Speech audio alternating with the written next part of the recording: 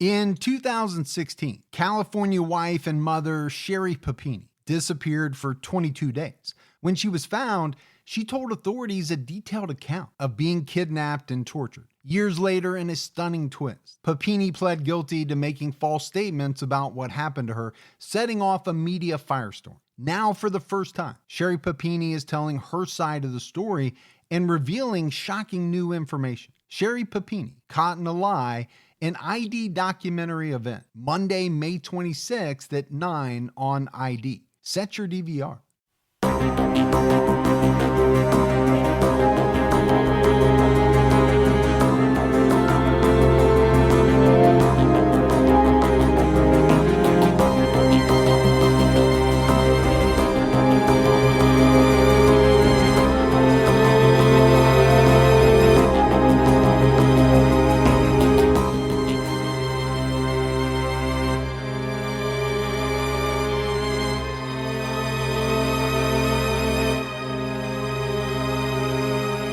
Hello, everyone, and welcome to episode 106 of the True Crime All the Time podcast. I'm Mike Ferguson, and with me, as always, is my partner in true crime, Mike Gibson. Gibby, how are you? Man, I'm good. I'm doing all right. You're doing all right, but you're under the weather. Yeah, maybe I'm lying a little bit. Yeah. You're playing I'm hurt. Under the weather. You're playing hurt. You got bronchitis. I wasn't sure if we were going to be able to get episodes out this week. We had originally talked about taking this week off, and then we thought, no, we'll put out episodes, and then you got bronchitis. We kept having to push it back, but I think today you're definitely not at 100%, but you're way better than you were earlier. Oh, yeah. Big difference between even just one day. Yeah, so we will get through these and put out some episodes. Yeah. Let's start with our Patreon shout-outs. Okay. We had Nancy and Gwen. Hey, Nancy and Gwen. She upped her already existing support to above our highest level. That's amazing. Yeah, it's great. Marielle McFarland. See, I can't do it. I'm trying.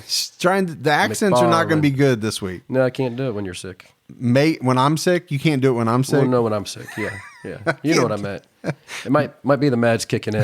Who knows what I'll say. This could be a really good episode. Yeah. Megan Cartwright. Hey, Megan. Kim Gall. Hey, Kim. Christy Hull. Oh, thank you. Carrie Peterson. Thank you, Carrie. Megan Maddox. Thank you, MM. Daniel Schumer. Thank you, Daniel. Christy Pierce. That's awesome. Becky Jones. Cool. Jamie Williams. That's even better. That's even better. That's what I got. Heather Benjamin. Hey, Heather Benjamin. How do you usually say it, Gibbs? Come on. Benjamin. How do you usually say it? Benjamin. You usually say it Benjamin. Benjamin. But you're trying hard not to. Sometimes you think I say it like I've been German. Benjamin. I've been German. I get a kick out of it. Claire Collins. Hey, Claire. Callum Neepsey. Callum. Callum. Like that. That is a very cool name. Callum. Jason Layfield. Hey, Jason. Michelle Heritage. Yeah, something like that. Yeah. Jocelyn Santa Rosa. Santa Rosa. Bobby Girl.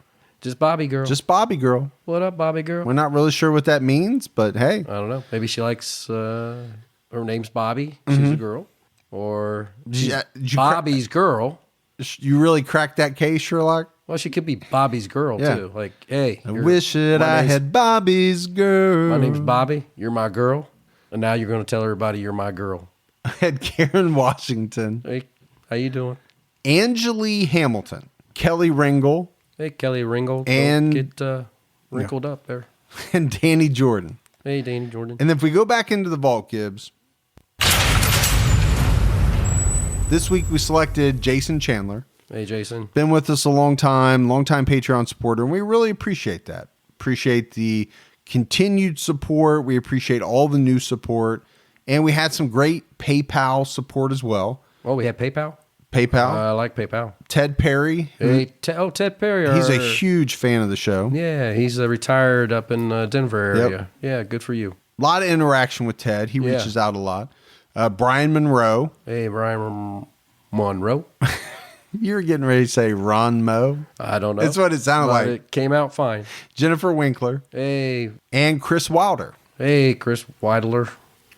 You just called him Weidler. I meant to say Weidler, from the famous... Van Wilder? Oh, well, I was going to go with the person that wrote the books, the famous book. Who's that? That lady, or was it a guy? I don't even remember. That lady, or was it a guy? Yeah, it's the meds. It's the meds, people. Who's this famous? Wasn't there a famous poet or a famous writer, Weidler? First of all, it's still not Weidler. No, it's Wilder. Wilder. Now you called it Wilder. I'm having a hard time speaking. It is going to be an interesting couple of episodes. Yeah, I know. On TCAT and Unsolved. So Weidler, No, or whoever. It's not Weidler. They wrote the famous book / author and poet. Arthur. This is bad. I'm leaving it all in. You are going to leave it in. I'm leaving it. Yeah. Let's just fast forward. Don't pass this don't place. Do a bunch of cough syrups and other medications before you record. Let's fast forward past this. Thank you. Well, first of all, let's say Happy Thanksgiving. Happy Thanksgiving. To everyone that celebrates that, and hope everybody had a good time with family. Yes. Had some great food. I know I did. Gibbs was sick with the bubonic plague or whatever he has. But I'm overcoming it. He's overcoming it. That strong. He's on so many meds that his normally exemplary vocabulary is under fire at this point in time. And it could get funny. I don't know. It probably will. Or I'll just eventually just pass out in this chair and snore while, While I take it home? While you take it home. Because of Thanksgiving, we decided to do a couple of cases that actually happened on Thanksgiving Day. Yep, we did. And on Unsolved, we're talking about a bombing that occurred in Texas down in the 1980s on Thanksgiving Day. Right. A couple of people were murdered. This was like a briefcase bombing. Yeah, it was. At a mobile home park. So definitely check that out. It's got a lot of twists and turns to it. It's going to be a good episode. And then for the case that we're talking about right now, Byron David Smith. This happened on Thanksgiving Day. Right. In 2012. It's a double murder. And this is a case, Gibbs, that for a lot of reasons is very fascinating. Number one, there is so much audio associated with this case. It's going to be a very audio heavy episode because this guy recorded the killings. And that's very rare to have something like that. We also have a lot of audio from his initial talks with police that provide a lot of insight. But the second reason is it's a case that centers around, a person's right to defend their home. And so it's a case that has divided a lot of people. You've got people on one side of the aisle that think this guy is guilty. He killed these teenagers in cold blood. You've got other people on the other side of the aisle that say, hey, this guy was defending his home and he had every right to do what he did. I think the listeners can make up their own mind as we go through this case. Right. But there is division, and I wanted to point it out, because this case is not that old. We're only going back to 2012. Right, which is pretty fresh. Yeah. In our world, right, of true crime, it's a pretty fresh case. So the murders took place in a small Minnesota town called Little Falls. Little Falls has a population of just over 8,000. So pretty small little town. Yeah, well, some people call that small. Some people call that a big town. Yeah, it depends on where you're from. Right. It's located in the center of Minnesota. Minnesota. It's the county seat of Morrison County. Yeah. It's actually one of the oldest cities in Minnesota. Really? Yeah, it was just like saying Minnesota. I know you do. Like we're from Fargo, the movie Fargo, I like the show Fargo. The movie and the show. Yeah, I like the movie too, but yeah. I really dig the show Fargo. Minnesota. Little Falls was established in 1848. So is that next to Big Falls? Yeah, there's a Little Falls, Big Falls, Medium Falls is right in the middle. Yeah. Well, you kind of work your way through the falls. Yep. So hopefully you go in the right sequence so you don't hurt yourself. But one of those 8,000 plus residents in 2012 was a 64-year-old man named Byron David Smith. And he became the center of this controversy that we're talking about when he shot and killed 2 teenagers, 18-year-old Hailee Kifer and her 17-year-old cousin, Nicholas Brady, on that fateful day in 2012. And again, a little different for us, Gibbs. We're not going to have the same amount of background on Byron that we would have on a lot of serial killers and things like that. But let's start off talking about him.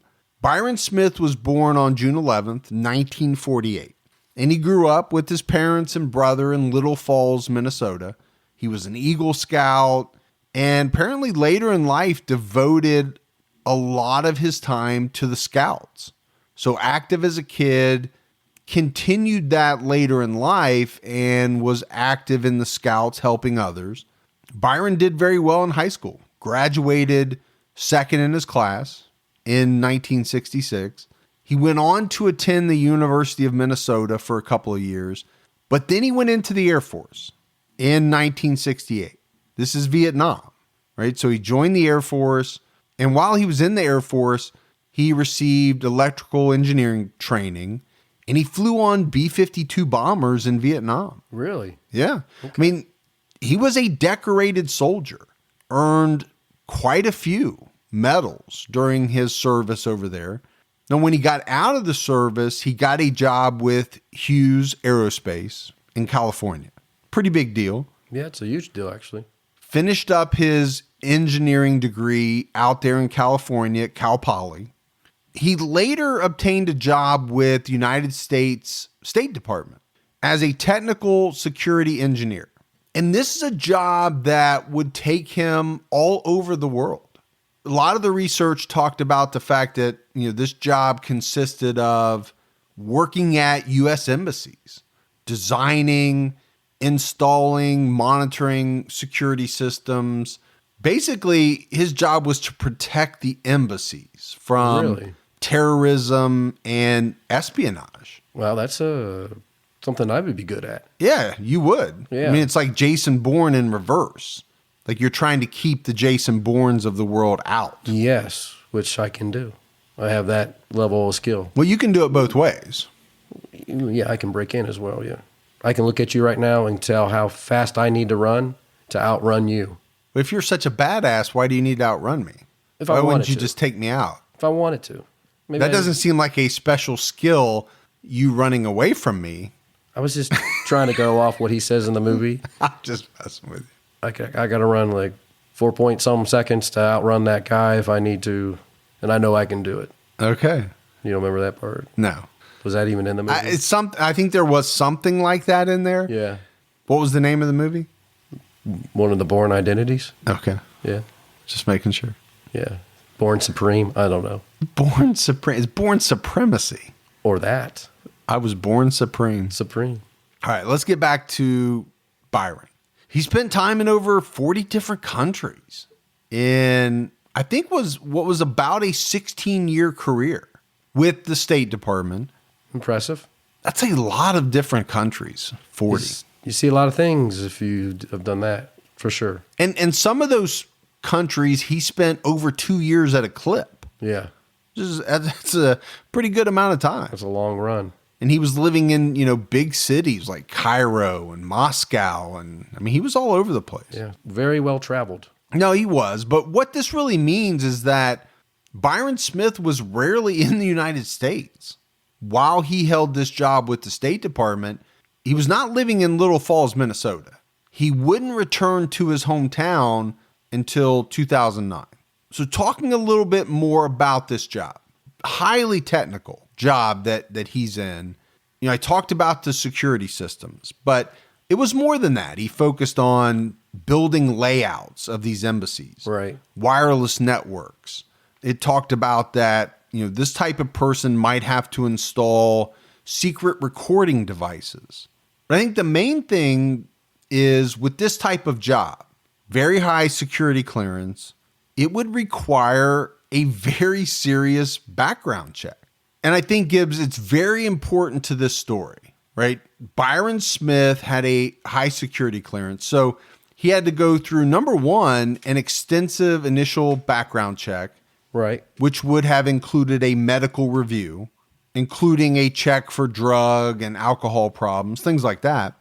They would have interviewed friends, family, neighbors to try to find out anything that was wrong with this guy. Wonder how that would work out if they had to give us security clearance.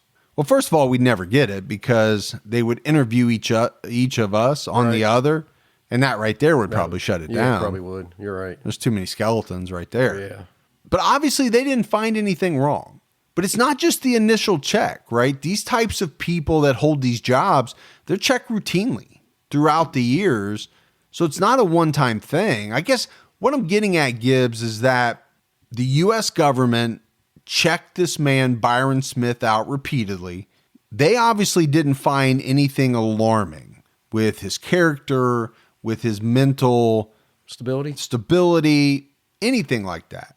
This is much different than the majority of killers that we talk about on this podcast. No, you're right. Right? It's not our standard conversation. No, I mean, normally we're going through all types of red flags in somebody's background, in their childhood, leading up to when they start murdering.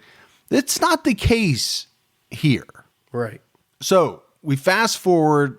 Smith has retired from his job at the State Department. He's back in Little Falls, Minnesota, living in the same house that he apparently lived in when he graduated from high school. I mean, you have to talk about this house a little bit because it's a central character in this story. It's somewhat isolated. It's set on over 10 acres of woodland. But Smith had apparently experienced quite a bit of trouble in the years leading up to this double homicide on Thanksgiving Day that we're going to get into. You know, according to him and other neighbors that he had confided in, his home had been broken into quite a few times. I've seen reports that it was 6. I've seen reports that it was as many as 10. Now, Smith suspected the daughter of one of his neighbors in this police interview. So you've actually been having problems with people breaking into your house, is that correct? The same people, the same pattern. It goes back a long time. Okay. When did that start? When did it start where people First were time breaking it into your happened house? was, I'm guessing, 12 to 15 years ago. And there was a sheriff's report on it when they broke into the garage and tore up a bunch of packing cases, threw glassware on the floor to break it, and stole a bunch of clothing. Okay. Now, I try to not be sexist, but when somebody steals clothing and ignores the tools, I tend to think it's a woman. Okay. What kind of clothing did they take? You remember that time? Was it women's clothes or men's clothes? Something different? Military clothes, you know, the kind of unisex stuff that. Sure. And not only that, but the following week, Ashley Williams was seen wearing my Flightline military jacket from the Air Force to school. And apparently she was not in full possession of her facilities because she dropped stuff all the way home that Bill collected the next morning. From your house? Yeah, well, stuff that she had collected in her arms, and it was falling out of her arms on the way home. So kind of a trail from where she had broken into? A trail of dropped stolen stuff she was taking home. Did that trail of broken or dropped stuff, was that in your yard at all? Yeah, it was down the driveway. Okay. Leading towards their house. So is Ashley Williams a neighbor of yours? Your guys'? My closest neighbor. Okay. So she lives, right next door? At the end of my rather large yard. Do you know Ashley's parents at all? I have tried very hard to avoid them. Okay. They're nasty people. So that was our first chance to hear from Byron Smith. And I think he misspoke in the beginning, Gibbs, there. He said 10 to 15 years. I think he meant to say 10 to 15 months. Yeah, I think you're right. Because he's talking about the fact that he thinks it was his young neighbor, his neighbor's daughter that had a hand in this. And he says, I don't want to be sexist, but I'm going to anyway. Yeah, right? And yeah, then basically what he comes out and says afterwards is essentially that. All right, Gibbs, let's take a quick break to talk about our sponsors. Listen, folks, if you've been thinking about getting a Simplisafe home security system, but you've been waiting for the holidays, when all the tech deals come out, you've made a smart move, because right now we can get you a great deal on Simplisafe for the holidays. And it's an amazing deal. They rarely do anything like this, but they're doing it for our TCAT listeners. And you've heard us talk about it. Simplisafe is great protection for your home and family. They never make you sign a contract. There's no hidden fees. And with Simplisafe, you get around-the-clock professional monitoring, and it's just $14.99 a month. Gibby and I have been using Simplisafe for years now. And what I love about it is no one can just come in, cut your power, and disable your alarm system. Not with Simplisafe. So protect your home today and get a great deal on home security. Go to simplisafe.com/TCAT to get this special holiday offer. And help us out. Make sure you use that URL so they know we sent you. That's simplisafe.com/TCAT. simplisafe.com/TCAT. And next, we have to talk about Buffy. Buffy makes comforters that are better for you and the earth. They use skin-friendly eucalyptus fabric and fluffy fill made from 100% recycled water bottles. And this is the best comforter that you'll ever sleep with. Has over 11,000 reviews. Customers agree it's the softest, fluffiest comforter they've ever tried. And I can back that up. I have a Buffy comforter that I've been sleeping on for about a week now. It's the best thing. My wife loves it. I love it. We couldn't be happier. The outside shell is 100% eucalyptus fiber. It's a very unique material, softer than cotton. It naturally soothes skin. Buffy's thoughtful materials and construction shuts out dust, mold, and mites, preventing nighttime breathing of harmful allergens. Buffy believes bedding is personal, so they offer a complimentary trial. Try a comforter in your own home for 30 days. If you don't love it, return it free. So TCAT listeners should check this out. For $20 off your Buffy comforter, visit buffy.co and enter our promo code TCAT. That's $20 off your Buffy comforter at buffy.co, promo code TCAT.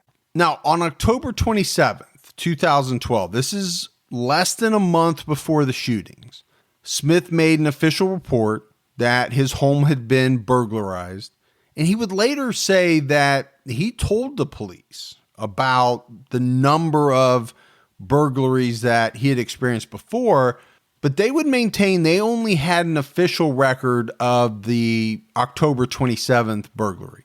But there's no doubt that Byron Smith was extremely paranoid by this time. He had installed a closed circuit surveillance system. He wouldn't leave his house. He was essentially had become a hermit at some point for fear that someone would break in and rob him again. He wasn't sleeping, apparently, and he took up the practice of wearing a gun on him at all times, around the house in a holster. Really? On his belt. Always ready, kind of like you. Yeah, I mean, I don't go that far, but I am always ready, and we're going to talk about that.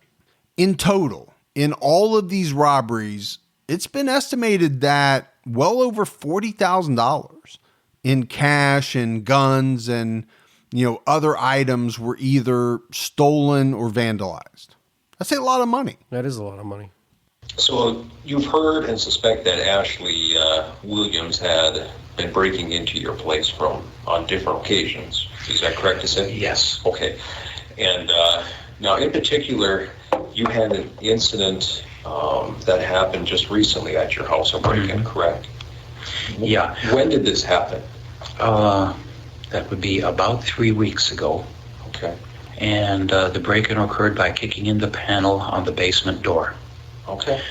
The paneling around the door was shattered, and then they reached through that panel to open up the deadbolt and the knob lock. Okay. Were you home at the time this happened? No. Okay. Do you know if this happened during the day or at night? Very specifically. I left to go shopping at St. Cloud 11:30 in the morning. Mm-hmm. And when I came back at 6 o'clock, the place had been thoroughly gone through with the missing items as shown in the report. So there he's definitely talking about the October 27th burglary. What is important to take away from this is that the majority of these burglaries happened during the day.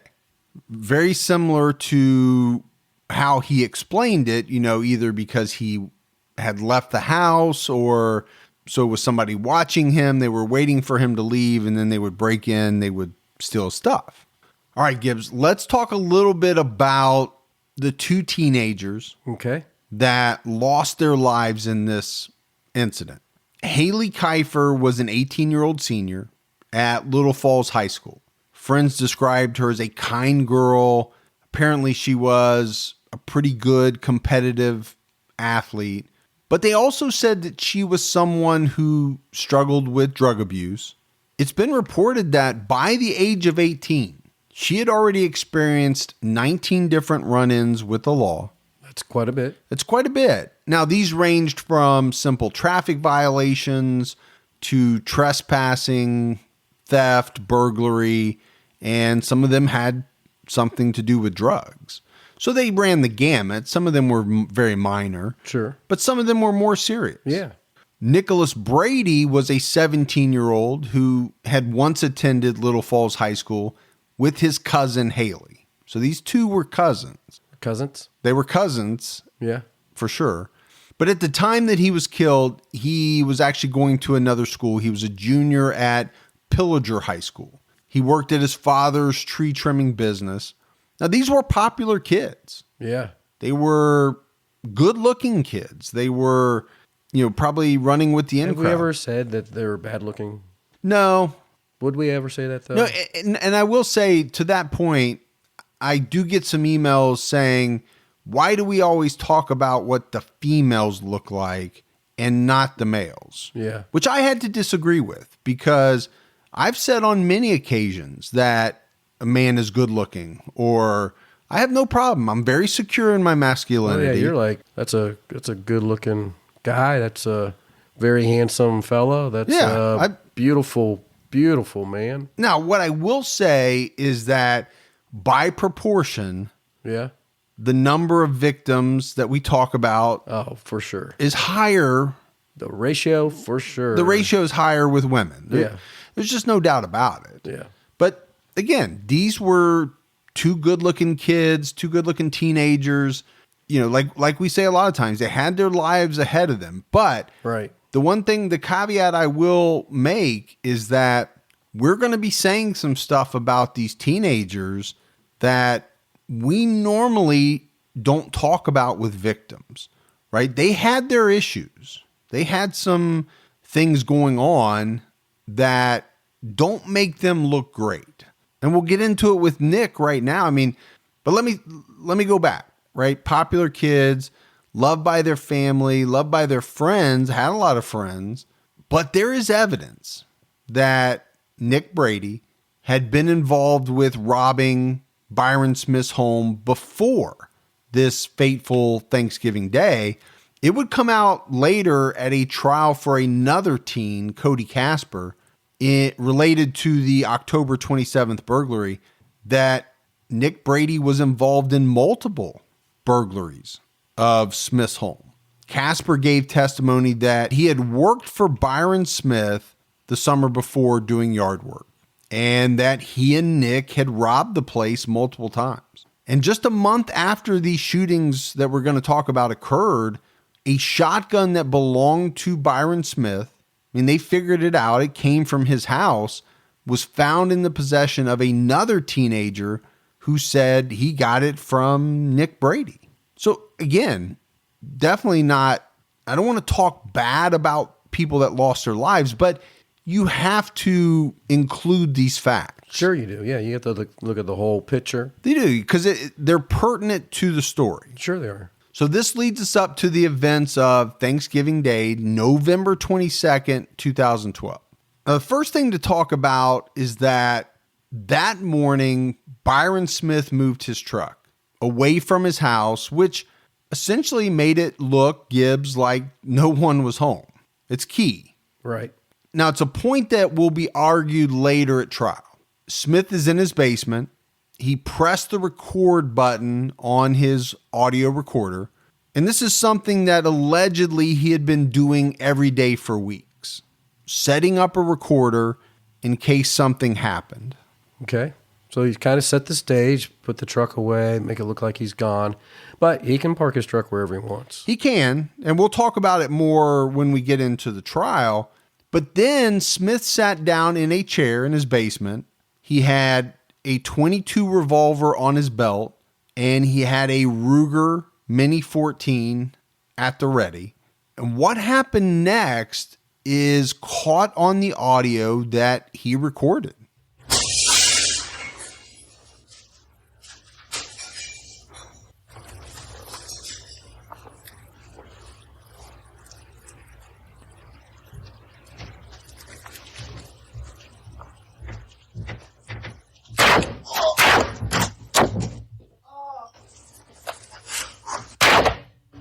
You're dead.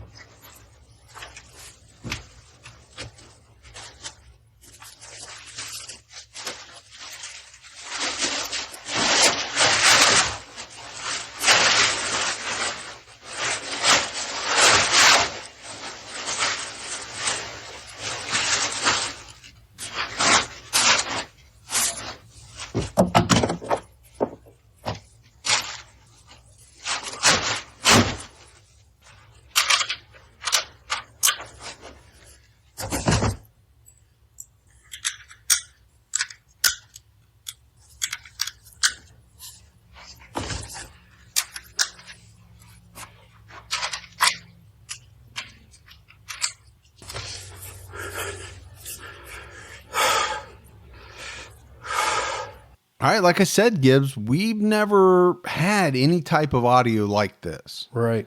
And what you hear is Nick Brady break a window at the back of Smith's house. You can hear the footsteps as he walks down the stairs to the basement. And then you hear Byron Smith shoot him multiple times with the Ruger Mini 14. Yep. And I got to talk a little bit about this Mini 14. You know, this is what a lot of people call a rancher's rifle, but it is a rifle that shoots a 223 bullet. You and I have talked about 223s and 5.56s, and right. You know, 5.56 is what the Army uses in their M4s, and their, you know, it's what was used like in an M16. Right, exactly. It's a rifle round. And I don't know the exact distance from the chair that Byron Smith was sitting in to the stairs, but it can't be far, right? This is in a basement. Next on the tape, you hear Byron Smith handling a tarp. And this is a tarp that he would lay out and he would drag Nick's body onto. So again, we're going to get into more of these details as we go along, but just keep this, you know, in your mind. Then at the very end of that tape, you can hear him reloading. Yeah. Very clearly. Yeah, you can. I mean, it's unmistakable. That's the sound of rounds being put into a magazine. Exactly. Yeah. And I think probably the other, and I know you're going to talk about it later, is this when he says, "You're dead." Oh, yeah. I mean, that's just right. So I'll just preface it by saying all of these tapes are going to be played at trial. Yeah. So it's going to, you know, they're going to be a big part of the trial. Now, it would be somewhere around 10 minutes before Hailee Kifer entered the house searching for her cousin. You know, at one point you can hear her call out her cousin's name, Nick. I don't have it on the tape, but you know, that is something that she does. And then she too began walking down the basement steps.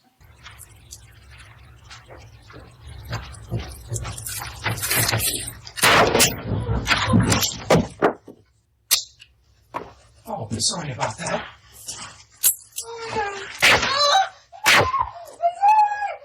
You're dying. Itch.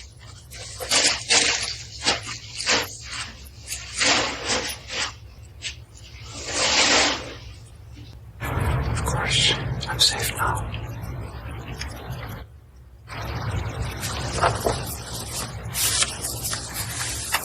Cute. I'm sure she thought she was a real pro. I feel a little bit safer. totally safe. I'm still shaking a bit, but a little bit safer. So some of this audio is kind of hard to listen to. You are listening to a person being shot and killed. Yeah, dying. Yeah. I think this one's probably a little harder than the first one. Well, sure. You can hear her. Yeah. You can hear her. So what happens is, Byron's back in his chair, facing the stairs, gun at the ready. You hear Hailee's footsteps coming down the stairs. Then you hear a shot from what I believe is the Mini 14, the rifle, and what sounds like her falling down the stairs. You hear her cry out, and then you hear a click, and that is the rifle jamming. And that's when Byron says, "Oh, sorry about that," in a real kind of shitty, sarcastic tone. "Sorry, my gun jammed." There's another click. It almost sounds like he tried it again. It jammed. But then you hear multiple shots. And it's believed that this came from his .22 revolver. And he says, "You're dying." And then he calls her a bitch. And then you hear Byron Smith wrestling again with a tarp that he would eventually drag Hailee's body onto. And later on, he's going to drag both of these bodies on the tarps into his workshop or his workroom. Now, one thing I definitely want to say, Gibbs, this audio is much longer, right? The events didn't happen as quickly as they sound like they did on the tape, but for the sake of time, I had to, kind of put them together in a much more, concise audio. But now let's hear some audio from the recording that I think gives you some insight into Smith's mindset. They weren't human. I don't see them as human. I see them as vermin. It's all fun, cool, exciting, and highly profitable until something kills you. It's begging to have him shoot me. That's like begging to have him shoot me. Like I'd give a damn who she is. And because I try to be a decent person, they think I'm a patsy. I'm a sucker.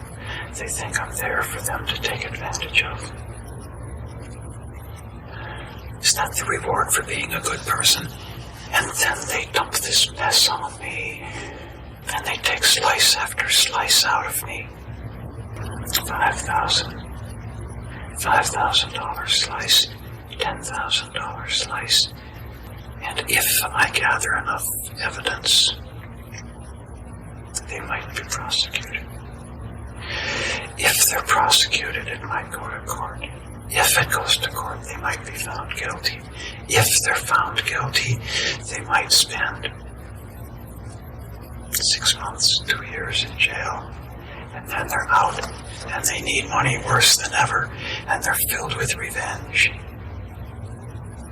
I cannot live a life like that. I cannot have that chewing on me for the rest of my life.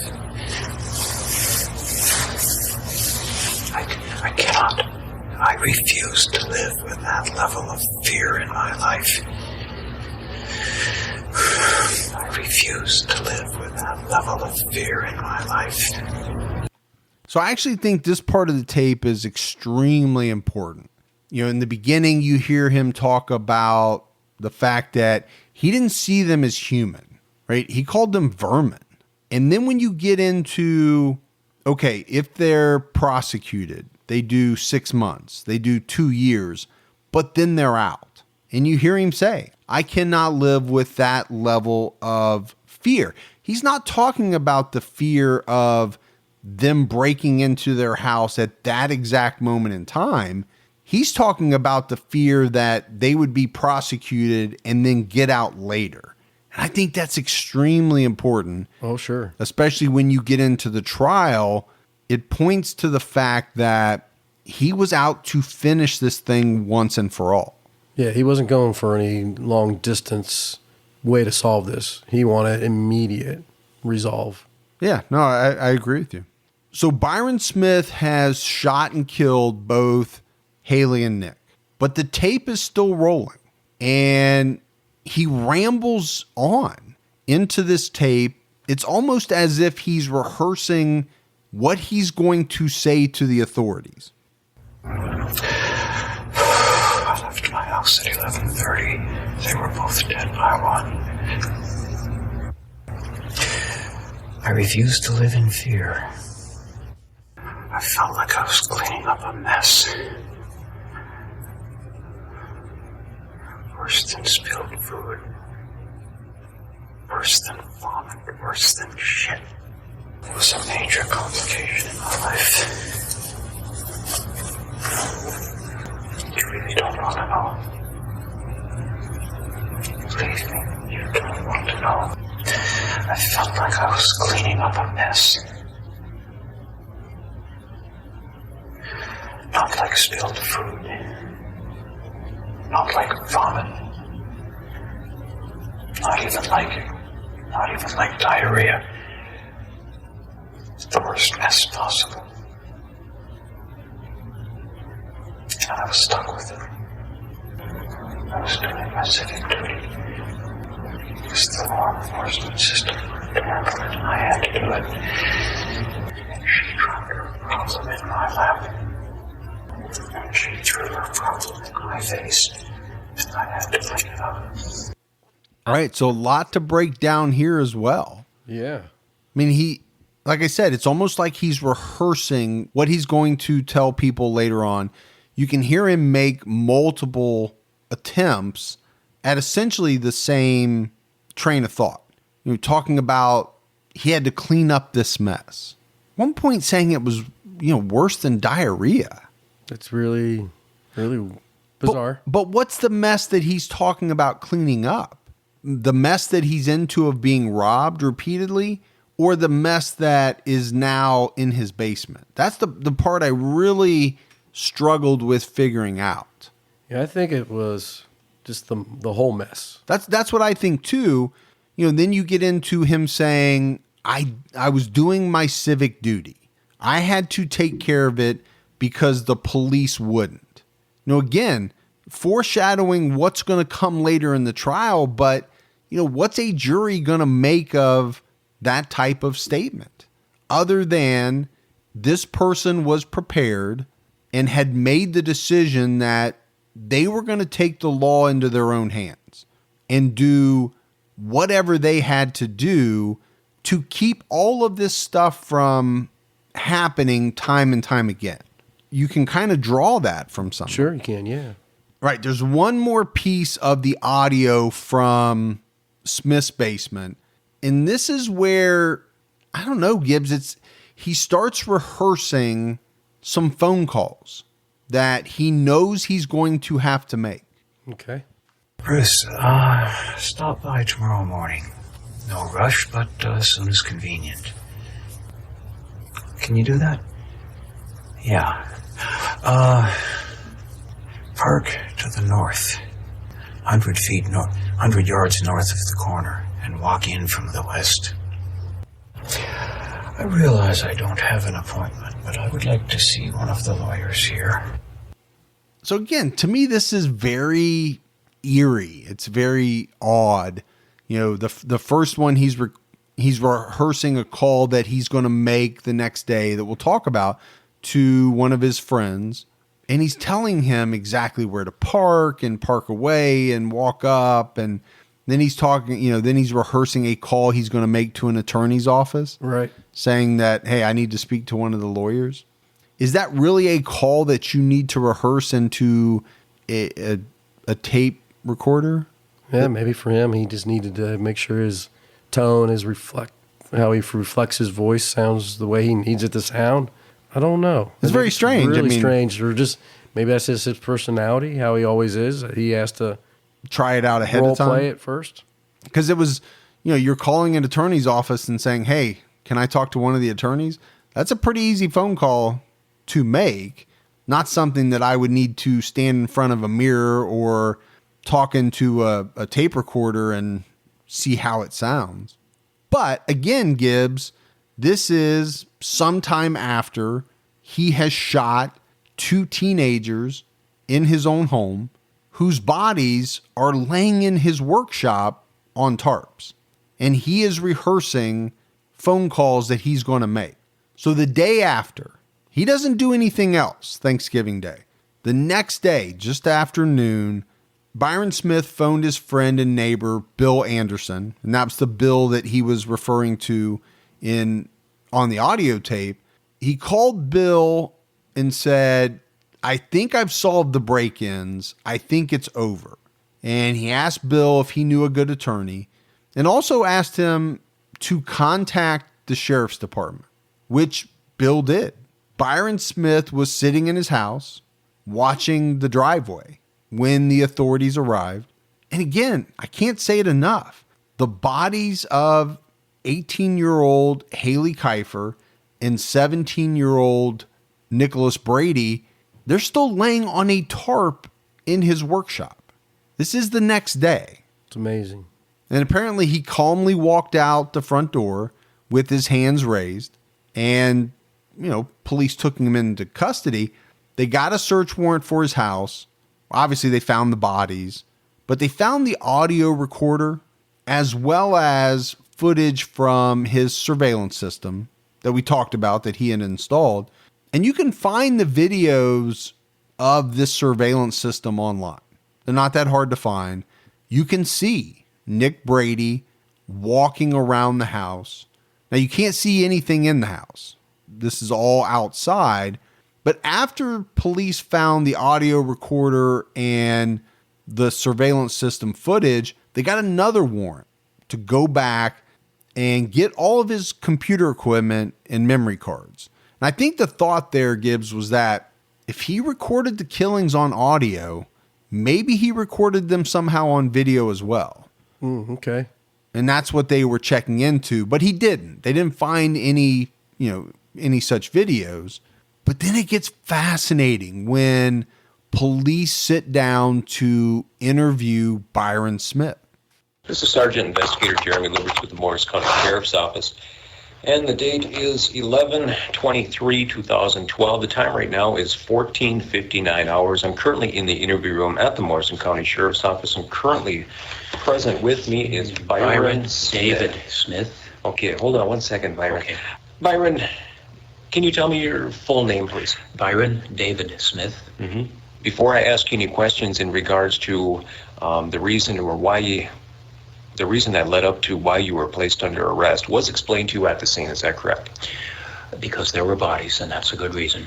I got called out to your residence today, basically on some information that something might have happened at your house either today or yesterday. More specifically, I called my good friend Bill Anderson, who is a neighbor, and asked him to contact a lawyer. He wasn't able to. Apparently they're all busy today. The offices are closed. Okay. Since he was not able to contact a lawyer, I asked him to contact the Morrison County Sheriff's Department next. Okay. You asked him to, Bill Anderson? I asked him to call you. How long have you lived at your residence, sir? I have been physically resident since March 2009. Mm-hmm. However, it has been my home of record since the house was built in September of '66. Okay. So you've had that place for quite a long time then, yeah. Correct? Okay. It has always been my home, and before that we lived on the west side. Okay. Do you live at the residence with anybody, or do you live by yourself? I am by myself. My mother passed away 3 years ago. Okay. Now, you said that you had called and talked with Bill Anderson. When did you call and talk with Bill Anderson? I first called him about 11:30 this morning. Okay. And then when you called Bill, did you ask him for something? Is that correct? Bill is the only person I have shared the breaking and entering series with. Okay. As a neighbor, I feel it's important, and I trust him absolutely. Sure. So when you called Bill, you said this morning at about 11:30 it was, right? I said that I had a problem, and I would appreciate it if he got a lawyer and asked him to come over to my house. Okay. So, Gibbs, you got to wonder what's going through the mind of this investigator that's asking the questions, right? And we're going to hear a lot more from him, and he's going to do a really good job of asking certain questions. But the first thing to me that goes through my mind when I hear that audio is, number one, why did you wait until the next day to call? And it is a question that's going to be brought up later. And then number two, why do you call a friend and ask him to call the sheriff? Why don't you just call us directly and say, hey, I need you guys to come out here? Yeah, exactly. I mean, strange, right? Yeah, I would call 911 first. Sure. And then followed up. But that's going to be, one of the big questions in this case. You shoot two intruders that come into your home.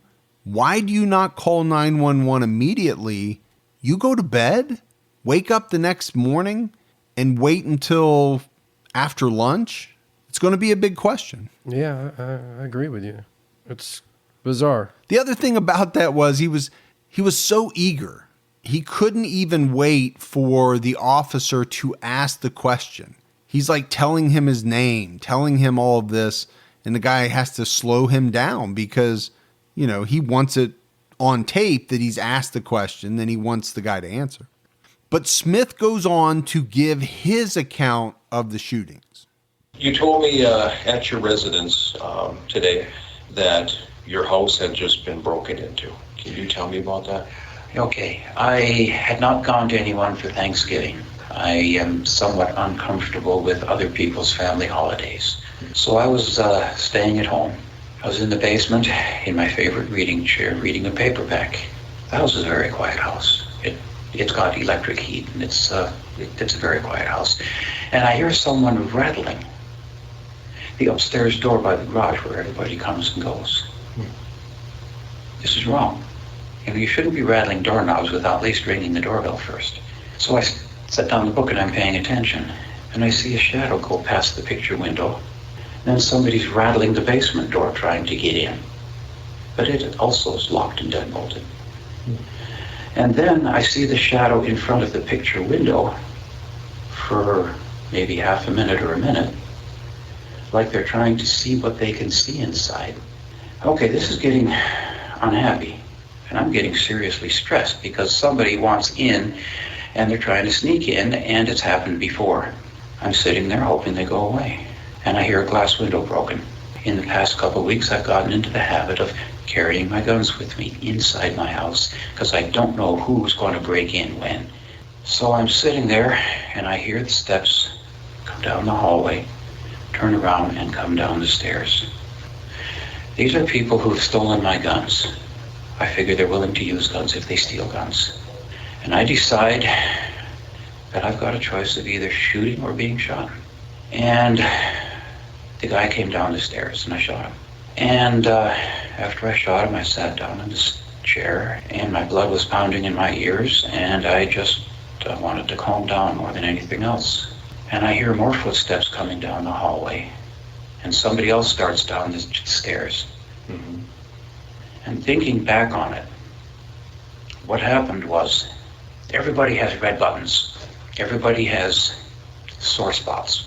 And I've known since grade school that being ganged up on is a sore spot with me. I just couldn't think. I didn't think. I wasn't thinking. I was just, they're ganging up on me. So I killed her too. Same way, except the first shot, she tumbled. And I walked over to finish her off. It was a new Mini 14 that I bought to replace the one that had been stolen. And it jammed. Trigger clicked and she laughed at me.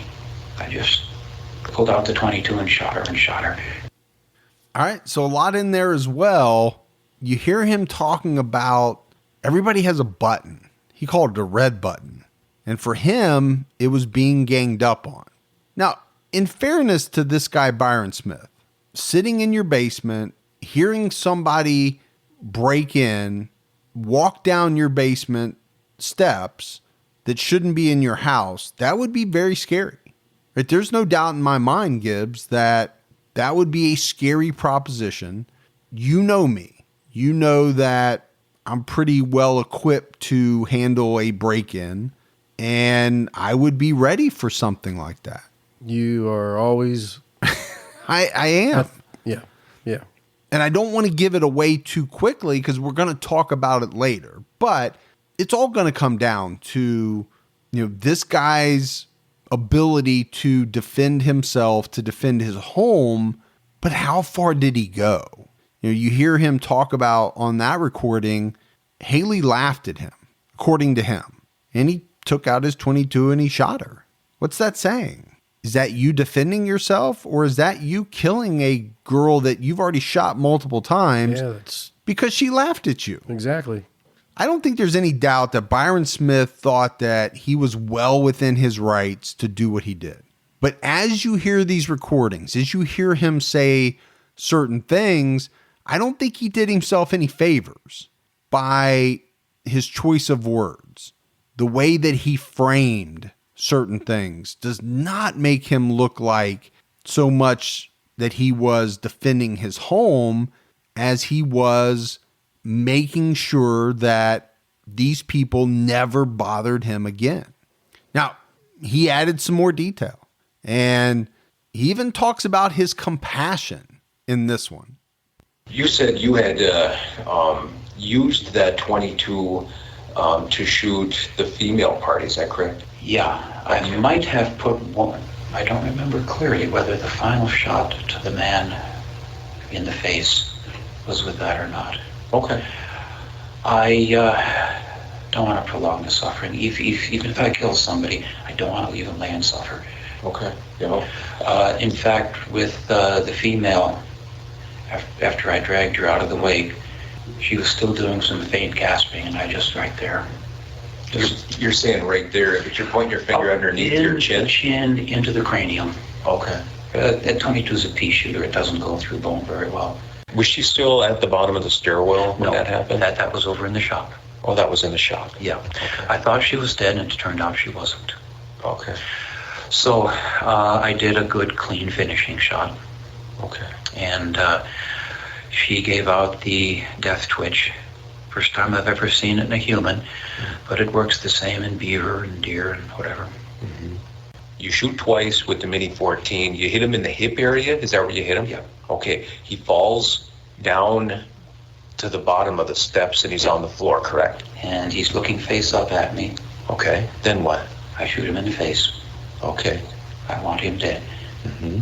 Where in the face did you shoot him? Do you remember? I don't know exactly, somewhere near the center, and I didn't check afterwards. Okay. Okay. And was that with the Mini 14 that you shot him in the face? I think so. Okay. Now, at that point, there was a lot of blood, and I had a tarp laying by the fireplace that I was going to use to cover up the firewood. Mm-hmm. I pulled him on the tarp to keep so much blood from soaking into the carpet. Okay. Well, so did you pull him over by away from the bottom of the steps over towards the fireplace? No, I spread the tarp out and pulled him onto the tarp. I might have moved him 2 or 3 feet. Okay. Then where did you move him from there, from the bottom of the steps? It would have been slightly towards the fireplace because that's where I laid out the tarp. Okay. Then I just wanted it out of my sight, and I dragged him around the corner into the shop, which is exactly where you found him. Holy shnikes, there's a lot to delve into there. First of all, Gibbs, he said at one point during that, if I kill someone, those are the exact words he used. If I kill someone, I don't want them to suffer. Right. Has he killed people before? Such a strange... Yeah, sounds like he has. You know, the way he says it, but... It's such a strange way of phrasing. He's very unemotional in this. He's very matter of fact when he talks about finishing shots and the death twitch, comparing Hailee Kifer to an animal, a hunted animal. And he also talks about shooting Nick in the face while he's looking up at him. And really gives, for me, that's two of the big things. For both of these individuals, he makes a statement on tape that says they were still alive, and he essentially finished them off. He says it. All of this is going to be used against him at trial. He was also extremely worried about too much blood getting on his carpet. That was weighing heavily on his mind during this whole thing about making sure to keep the blood off of his carpet.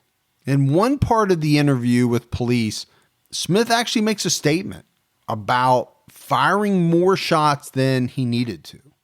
So when she laughed at you, how did that make you feel? Did that infuriate you or make you upset? Or I knew that the gun had misfired previously. Mm-hmm. I'd take care of it. I was ready. And I just pulled it out, and yes, I fired more shots than I needed to. Okay. Why did you fire more shots than you needed to, do you figure? 32 is a pea shooter, and I was very, very threatened, unhappy. You were mad, correct? Yes. Okay. She had basically enraged you for laughing at you, do you think? That was part of it? No, that was incidental. She'd been whoever it was who was breaking into my home had been doing it for so long that I was no longer willing to live in fear. So it was kind of correct me if I'm wrong, Byron, but it seems like a combination of things that made you mad, basically, at that point. Would that be fair to say? I was far over the edge. Okay. When you say far over the edge, how do you mean? Are you referring to infuriated? No. Upset, or how are you feeling? Normally when I do something, I justify it. Normally when I do something, I know exactly why I'm doing it and what I expect. Mm-hmm. I was reacting. Okay. What were you reacting to, is what I'm asking. The threat, the previous losses. So I think in that one, you can hear the officer doing a pretty good job of trying to lead Byron Smith into saying something that he probably shouldn't say, he doesn't want to say. He asks him a series of really good questions as this interview unfolds. The first one being, why did you shoot more than you needed to? My question, Byron, is why did you shoot again? She didn't have a weapon in her hand. She wasn't... Actually, I don't know if she had a weapon in her hand until later. Okay. I wasn't looking at her hands. But she was laying there, hurt. She wasn't threatening you. I'm just asking. I thought she was threatening me. Okay, explain that to me. I assumed she had a gun. Okay. Either inside something or in the purse or in her hand or whatever. And I'm not going to wait for her to... I'm not going to ask her if she has a gun. Right, understandable. Okay. I'm not going to wait until she shows it or if she uses it while I'm looking for it. I had already determined that both of them, I knew they were both gun thieves. As far as I was concerned, they were totally dangerous. So again, good question by the police officer. Sure, really good question. But also, I think, a fairly good answer by Byron Smith. He hasn't given a lot of good answers, but... No, not at this moment. No. You know, about why he continued to shoot, he's saying that he was worried that she had a gun. Now, he didn't see a gun, but he's making the argument that, did she have it in her purse? Did she have it, in her waistband? He didn't know. Right. And he wasn't going to wait around to find out. No. That's his argument. And it's going to be, one of the arguments at trial. Sure. This is what his defense should be using. Now, the other question that I thought was really good asked of Smith was why he waited until the next day to alert the police. I have to ask, Byron, after the shooting and it's done, why didn't you call law enforcement to report what happened? For the first couple hours, I was just shaking. And I gradually shifted into worrying about another accomplice. There'd already been two. Mm-hmm. Who knew that both the brass-plated bitch and her husband were both watching. Mm-hmm. As far as I knew, the whole family was in on it. Bill and I thought the whole family was in on it. And I was pretty much afraid to do anything. An hour later, I had this screwball thought that seems sort of irrational now, but just because my Thanksgiving screwed up, I don't need to screw up yours. Okay. Is that kind of why you didn't call law enforcement? That was a part of it. And I was also sitting there thinking, it's all over. It's not going to change. I can wait till tomorrow in the daylight. I might be thinking more clearly. Gibbs, just because my Thanksgiving is ruined, it doesn't mean that I have to ruin the police's. Yeah, I don't want to Thanksgiving. make anybody do anything they don't want to do right now. I want you to be able to enjoy let's your turkey dinner at your local restaurant, on your lunch break. But let's throw out the fact that there are actually officers working on Thanksgiving. That's what I'm saying. That are not home they're enjoying. Right. The whole thing is just that part I cannot wrap my head around. Now, when he's talking about, he made some derogatory statements against a woman, he's talking about his neighbor, right? Because you have to remember, we talked about Ashley Williams, right, the daughter of his neighbors, and he said on tape that he didn't like his neighbors, he didn't get along with them. He thought this whole time that this Ashley girl was the one robbing his house.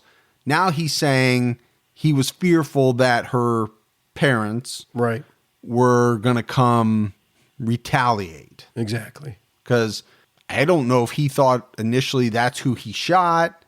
I don't really know what Byron was thinking, because some of the statements that he made were, a little strange. Now, that's the last of the audio, and it was a lot of audio. We don't normally play anywhere near that amount of audio, but I don't know how you can cover this case and leave it out.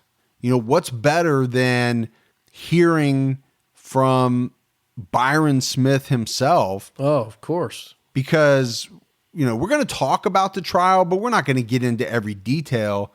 But I can tell you right now, these tapes are going to be a huge part of the trial. You could have said what he said, but it wouldn't be the same without hearing him say it his way. Right. Why would you and I say what he said when you can just hear him say it? I think it's so much better. All right, Gibbs, let's take a quick minute to talk about a new sponsor called BetterHelp. Is there something that interferes with your happiness or is preventing you from achieving your goal? If so, BetterHelp Online Counseling is there for you. BetterHelp offers licensed professional counselors who are specialized in issues such as depression, stress, anxiety, family conflicts, self-esteem, and more. BetterHelp is not a crisis line. They have 3,000 US licensed therapists across all 50 states, but it's available worldwide. Connect with your professional counselor in a safe and private online environment. Anything you share is confidential. You can schedule secure video or phone sessions, plus chat and text with your therapist. If you're not happy with your counselor, you can request a new one at any time at no additional cost. And this service is available on desktop, mobile web, Android, and iOS apps. But best of all, it's a truly affordable option, and TCAT listeners can get 10% off your first month with our discount code TCAT at betterhelp.com/TCAT. So why not get started today? Go to betterhelp.com/TCAT. That's betterhelp.com/TCAT. Promo code TCAT. Don't let allergy season slow you down. Get common allergy meds for as little as $15 with GoodRx. So you and your family, pets included, can stop allergy symptoms before they start. GoodRx is free and easy to use. Just search for your prescription on the website or the app, compare prices, and get a free coupon to show your pharmacist. Save at over 70,000 local pharmacies nationwide, including Walmart, Walgreens, CVS, Publix, Kroger, and many more. Check GoodRx before every trip to the pharmacy to save up to 80% on both brand and generic medications. And did you know GoodRx rewards you for saving money too? Join GoodRx Rewards today and earn points every time you use a coupon. Remember, GoodRx is not insurance, but works whether you have insurance or not. And it could be your insurance copay price. I've been using GoodRx for years, and I can't tell you how many times I have saved money even with my insurance. Stop allergies before they start and save big on allergy medications this season with GoodRx. Go to goodrx.com/TCAT. That's goodrx.com/TCATT. Now, sometime after the murders, police found the car that Hailee and Nick had driven to Smith's house. Inside the car, they found stolen goods that were linked to a house burglary that occurred the night before Thanksgiving. In less than a week after the shootings, Byron Smith was charged with 2 counts of second-degree murder. Sheriff Michael Wetzel came out and said, that he did believe the 2 teens were committing a burglary, But he added that Smith's reaction went beyond the legal protections of Minnesota law that allows crime victims to use reasonable actions to protect themselves and their property during the commission of a felony. And the sheriff went on to say, we understand and we respect that that right exists, but what happened in this case went further. The law doesn't permit you to execute someone when there's no possible way the crime can continue. So this is big for the sheriff to come out and say this shortly after Smith has been charged. The judge set Smith's bail at $2 million.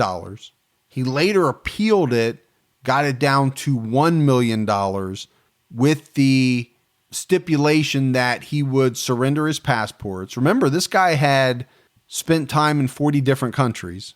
Exactly. So he had to give up his passport, had to give up all of his guns, and be required to not leave the state.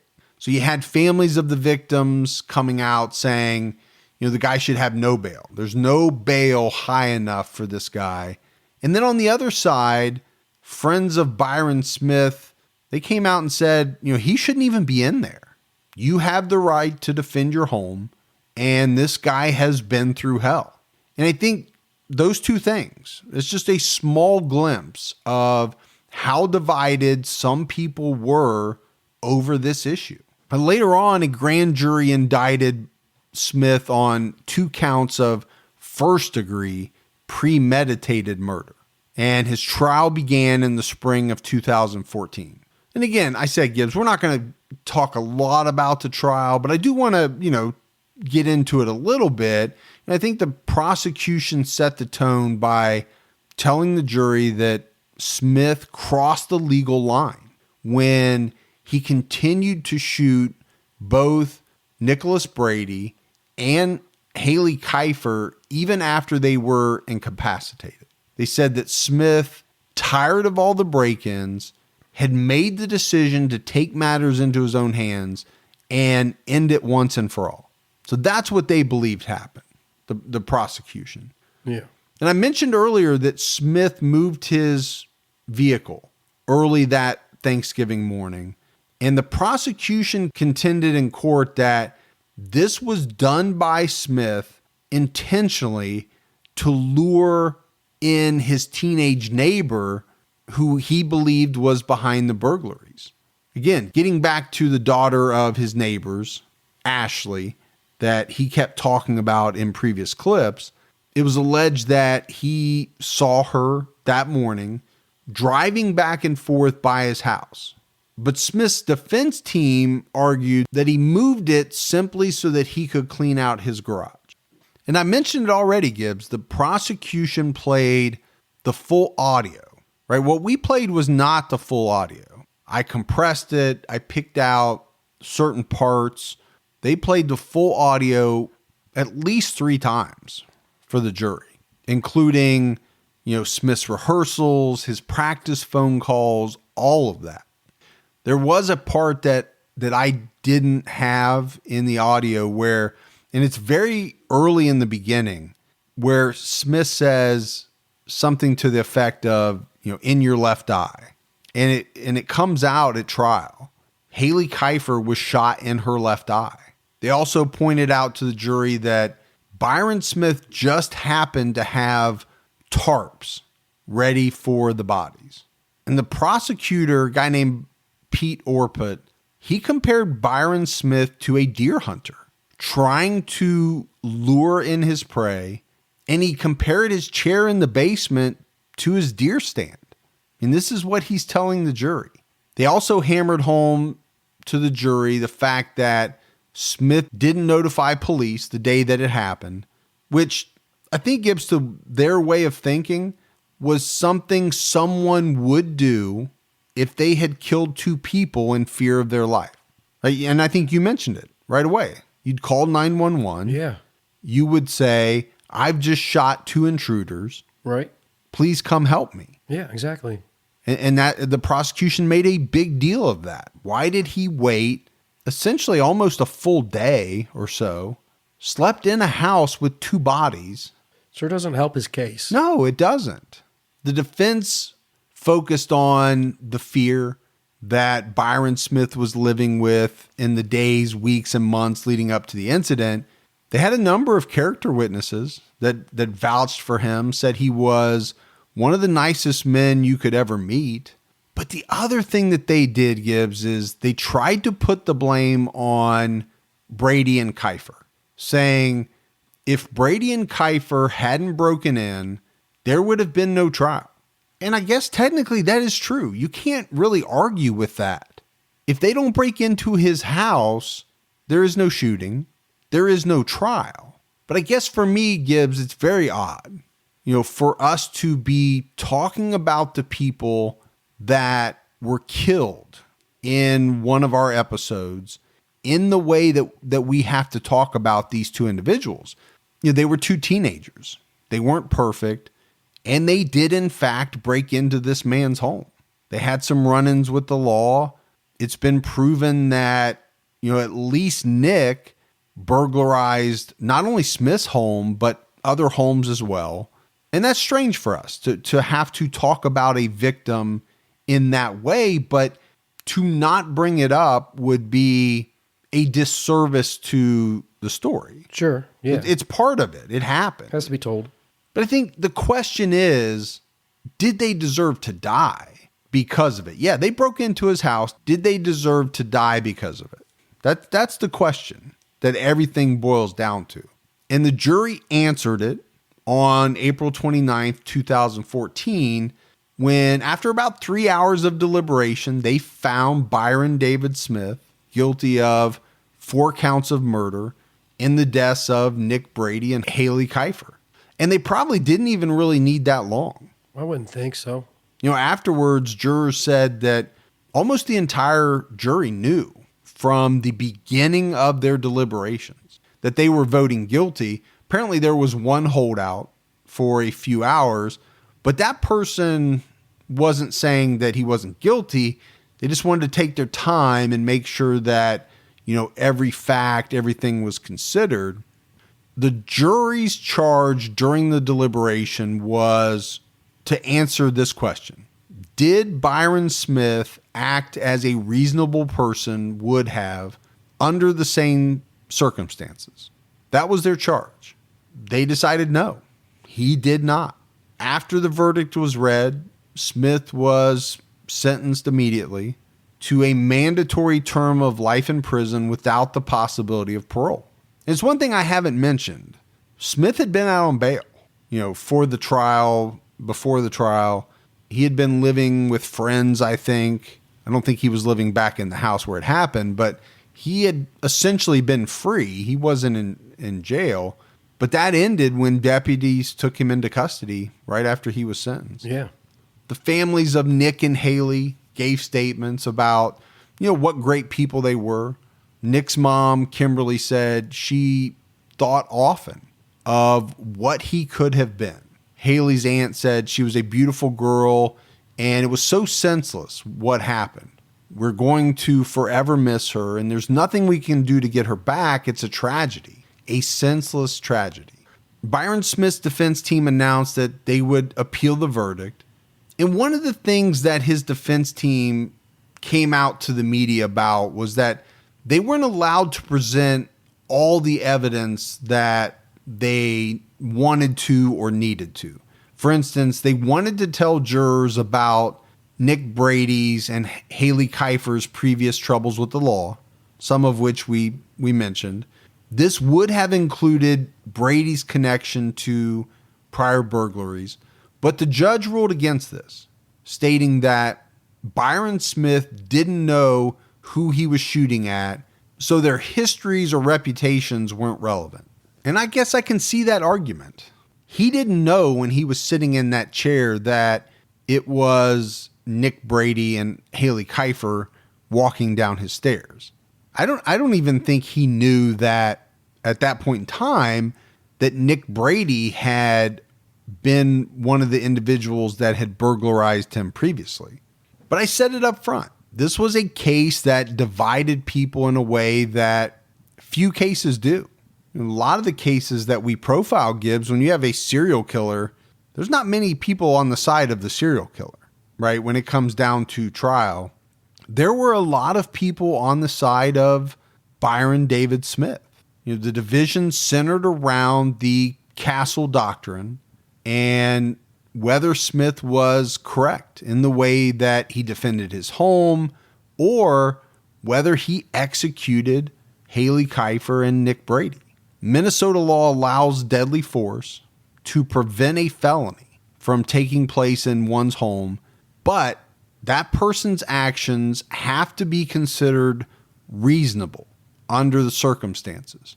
So you have supporters of Smith that say he was well within his rights to shoot and kill these two teenagers because they were breaking into his home and he was afraid for his life. There are even Facebook posts, whole Facebook pages and groups, probably websites that are devoted to the fact that people consider Byron Smith a hero. I think when you listen to the audio, I think when someone broke in, if he was anticipating or not. I think when he's fired the first shot, he probably was okay.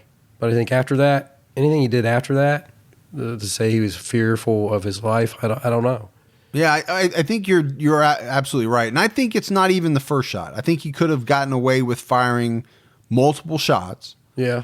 I think it really came down to once these individuals were incapacitated, to walk up to them, and he said it in his own words, to what did he call it, Gibbs? A finishing shot. Finishing shot. Is that what is that the term he used? Yeah.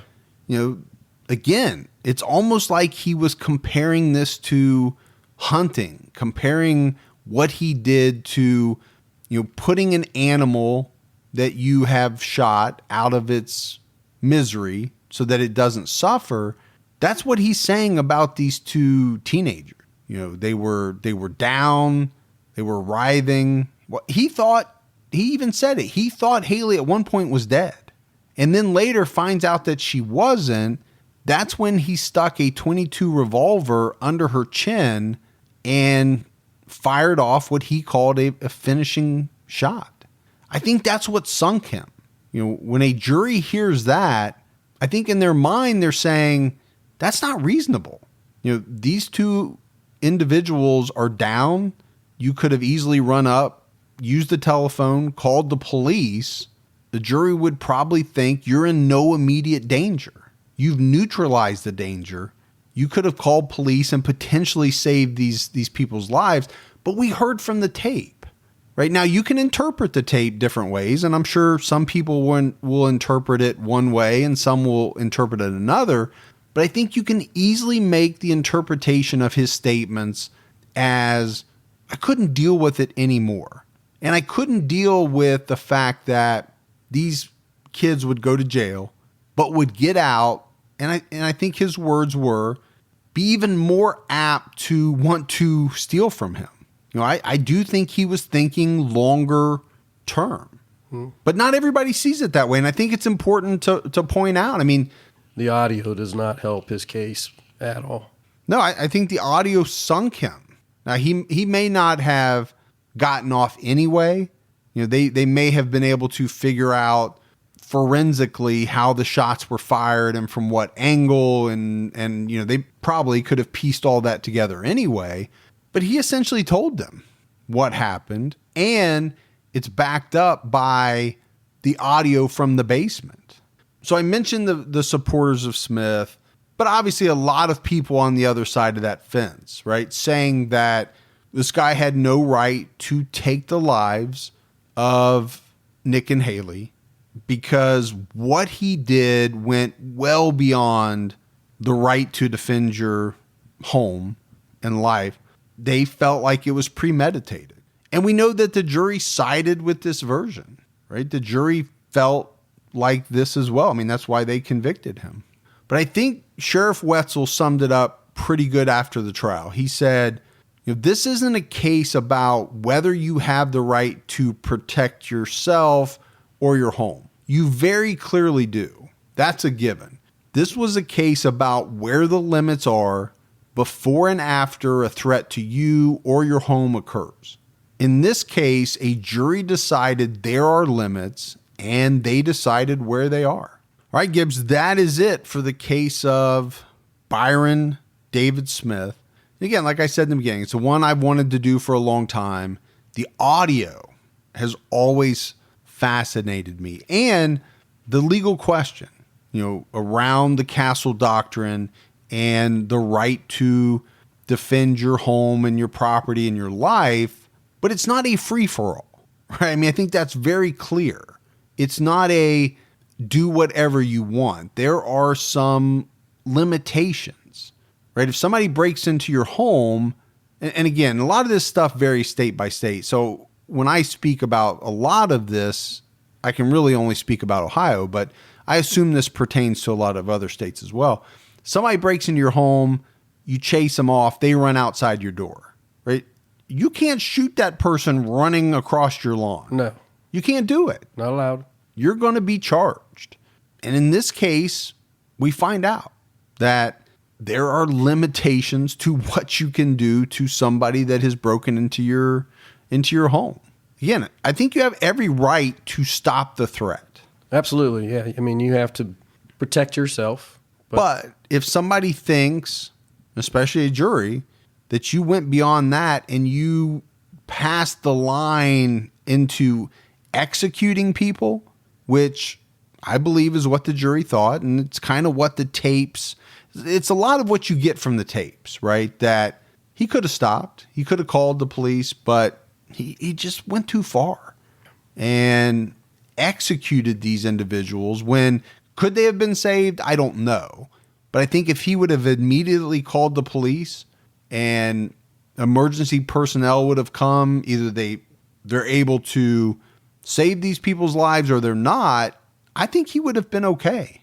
I think it would have been a justifiable shooting. Yeah, I think everything was there, but he just kept going. Went too far, and like I said, clearly all the audio did not help his case. No, it did not. All right, we got some voicemails. You want to check those out? Yeah, let's hear them. Hi, Mike and Gibby. This is Tom from the quiet state of Illinois, where, Gibby, we do not have any noise. I just want to let you know I loved your podcast. I started at the end, got to Richard Ramirez, and then went back to number one and listened to it. I finished all the regular podcasts, and I'm 53 years old. I had to lock the door of my bedroom after listening to the TK. And my favorite one was that one, about the guy that killed the woman, in the house. Gibby, the one I'm talking about. That was my favorite. Anyway, love your show. Keep on ticking. Bye. No, that cracks me up. You making fun of me? Just a little bit. Because I had the noise to Illinois. And then at the end, he's like, the one, I think he's kind of making fun of me with how with your movies. My movies. Yep. But I am a very good movie critic. I can tell you about any movie you ever want to know. You just have to give me the time to do it. Gibby just needs the time. Hi there. My name is Fantasia, and I'm assuming I'm probably one of your younger listeners. I am 17 years old, and I absolutely love your show. I know this is pretty strange, but I really listen to a lot of different podcasts, and you guys are definitely one of my favorites.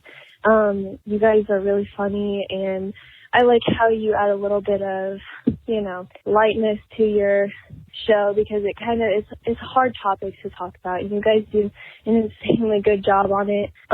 But yeah, I just hope you guys keep it up. I'm really enjoying it, and you can count me in as listening to you guys for quite a long time. So thank you so much, and I'll talk to you later. All right. Love that voicemail from Fantasia. Love that name too. Yeah. 17 years old. I would say probably one of our younger listeners. Listening to TCAT and sounds like other podcasts. Hey, Mike. Hey, Gibby. Hope you guys are both doing great today. I just got done listening to your latest episode, Betty Lou Beats. Gotta love that name. And I just felt compelled to give you guys a call. I've been wanting to do it for a while now, but I've never called a podcast before and wasn't too sure if I'd want to hear my voice played back if you guys end up airing it.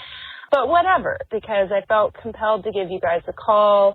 I love you guys. And Mike, I think it's great that you're staying positive about your recent layoff. I'm so sorry to hear that. I know that that's hard. And yeah, just wanted to say, please keep up the good work. You guys do an amazing podcast. I really love the dynamic that you guys have, and Gibby constantly cracks me up with his mispronunciations of names, and also just how he cannot, for the life of him, remember any movie titles. I'm constantly screaming into my radio, like almost every episode, but I absolutely love it. It would not be the same podcast without you guys. Please, like I said, keep it up. Y'all are wonderful. Definitely Team Mike and Team Gibby, leaning a little bit more towards Team Gibbs, but got to give my shout out to both of you guys. Yeah, hope you guys have a great day and keep your own time ticking. Okay, bye. All right. Thank you so much for that voicemail. Yeah, it was a nice voicemail. And she had a great voice. I don't know why she was worried about her voice. Yeah, it sounded good, and I'm glad she's just a little bit more Team Gibby. I knew you would be. So. Hi, guys. This is weird. My name's Vicky. I'm a new Patreon supporter. Been listening to you guys for about 3 months now. Very, very cool. I'm studying to be a forensic psychologist, so it's really cool to hear you guys and hear your insights. And I really enjoyed your 100th and 101st episode. I'm currently taking a little break to save it for my long drive during Thanksgiving, so I'm really excited to hear maybe this voicemail. And yeah, I hope you guys have a great, great week. Yeah, bye. All right, that's awesome. Studying to be a forensic psychologist. Forensic psychologist. Yeah. I could do that. Now, she was saving up to listen to episodes on her Thanksgiving drive. Oh, okay.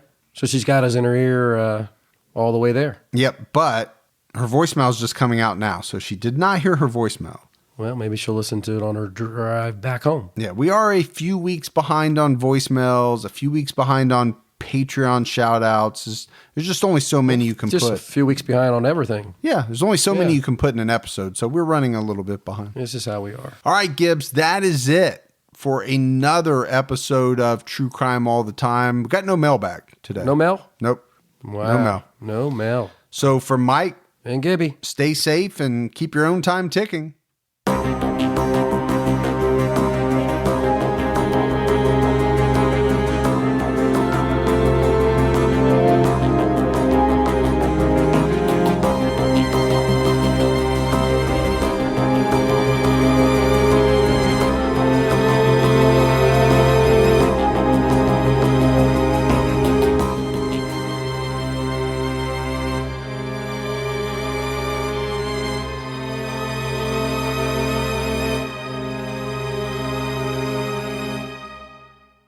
At the turn of the 20th century, rapid industrialization, urbanization, and political corruption were ravaging America. But soon, President Theodore Roosevelt and a diverse group of reformers known as progressives would fight back. Hi, I'm Lindsey Graham, the host of Wondery's podcast, American History Tellers. We take you to the events, times, and people that shaped America and Americans, our values, our struggles, and our dreams. In our latest series, we explore the Progressive Era, which came to be defined by Teddy Roosevelt and others who believed in a strong, active government that worked on behalf of all Americans rather than the privileged few. As the United States entered the 20th century, these progressives hoped to steer the nation in a bold new direction, to launch an era of reform to restore power to the people. Follow American History Tellers on the Wondery app or wherever you get your podcasts. Experience all episodes ad-free and be the first to binge the newest season only on Wondery Plus. Join Wondery Plus in the Wondery app, Apple Podcasts, or Spotify. Start your free trial today.